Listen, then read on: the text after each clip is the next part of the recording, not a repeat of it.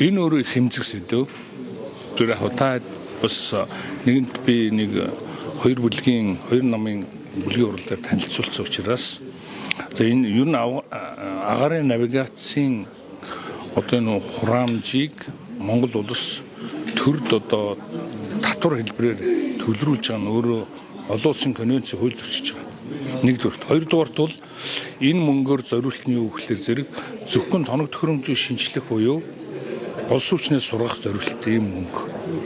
Энэ мөнгийг төр аваад явдаг байсныг энэ жил ямар ч гэсэн тодорхой хэмжээ буюу 50% нь төрөөс буцааж одоо авахгүй байхаар хинждийн төсөвд орсон байна. Зүй нь бол 100% авахгүй байх ёстой.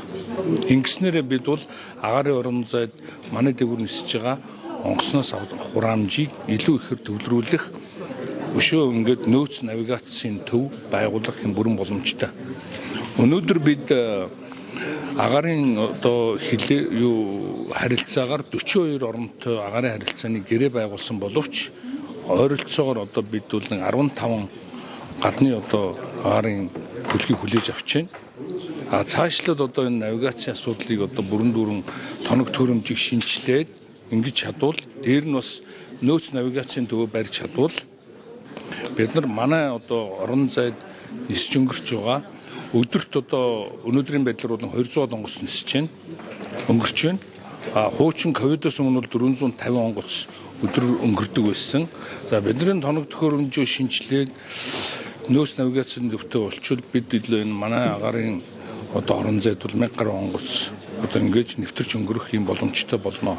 Хоёрдугаарт бол бид энэ төсөв төвлөрүүлдэг гэсэн энэ хураамжаар одоо шинэ одоо навигацийн төвийг шинэ тоног төхөөрөмжөөр тоноглож байж олон улсын одоо энэ навигацийн одоо хэмжээнд очино. Төв маань дээрэс нь бас 26 онд бид нар одоо энэ олон улсын ИКАО-гийн шалгалтанд орох гэж байгаа. Энэ шалгалтанд тэмцэхийн тулд тоног төхөөрөмжөө сайжруулах юм үүрэг хүлээж байгаа. Тэгэхээр мянган онгоцнуудаа ер нь шинжлэх засварлах талтай. Яг энийг бол мэдээж одоо төрөөс бол бид аль болохоор одоо энэ Монгол улс өөрийн гэсэн агаарын хөлөгтэй болох энэ асуудлыг байнга ярьдаг. Цаашдаа бол энэ дэр онцгой анхаарал одоо 90 он гэхэд бид нараас ер нь гаднаас агаарын хөлөг ялангуяа дунд оврын орон нутагт болон энэ ойрхон хотуудад гадны хотуудад нисдэг юм дунд оврын онгоц авахар бас ярьж байна.